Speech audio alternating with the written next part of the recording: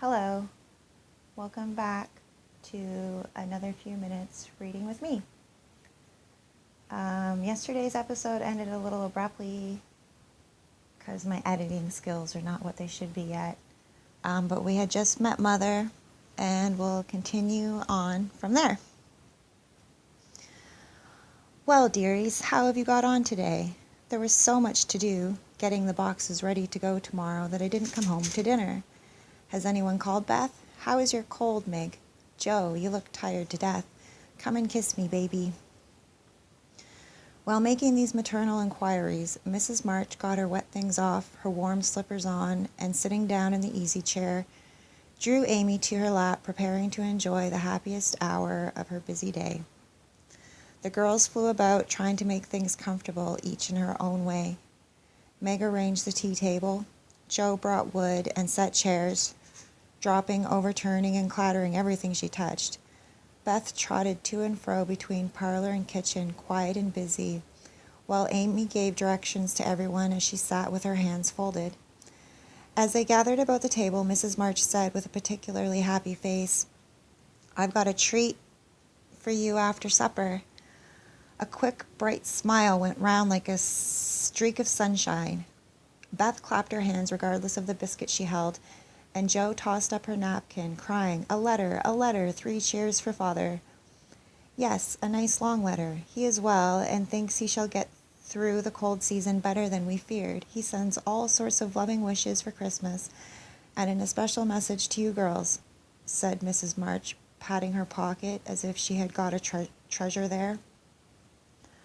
"Hurry and get done. Don't stop to quirk your little finger and simper over your plate, Amy," cried Joe, choking in her tea and dropping her bread butter side down on the carpet in her hustle to get at the treat. Beth ate no more, but crept away to sit in her shadowy corner and brood over the delight to come till the others were ready. "I think it was so splendid in Father to go as a chaplain when he was too old to be drafted and not strong enough for a soldier," said Meg warmly. "Don't I wish I could go as a drummer? Vivan? V-I-V-A-N? What's its name? Or a nurse, so I could be near him and help him," exclaimed Joe with a groan. "It must be very disagreeable to sleep in a tent and eat all sorts of bad-tasting things and drink out of a tin mug," sighed Amy. "When will he come home, Marmee?" asked Beth, with a little quiver in her voice. "Not for many months, dear, unless he is sick. He will stay and do his work faithfully as long as he can, and we won't ask for him back a minute sooner than he can be spared. Now come and hear the letter."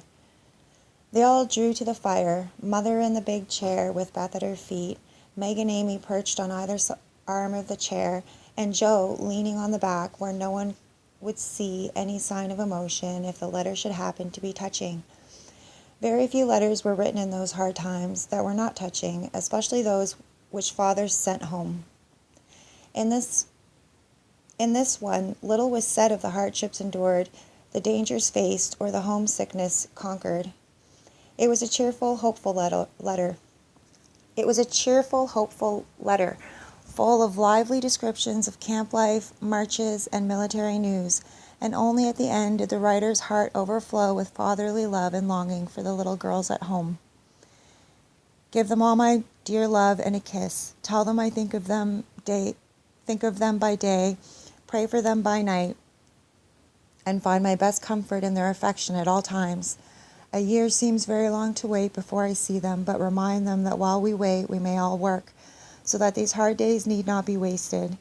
I know they will remember all I said to them, that they will be loving children to you, will do their duty faithfully, fight their bosom enemies bravely, and conquer themselves so beautifully, that when I come back to them, I may be fonder and prouder than ever of my little women." Everybody sniffed when they came to that part. Joe wasn't ashamed of the great tear that dropped off the end of her nose, and Amy never minded the rumpling of her curls as she hid her face on her mother's shoulder and sobbed out, "I am a selfish girl, but I'll truly try to be better so he mayn't be disappointed in me by and by." "We all will," cried Meg.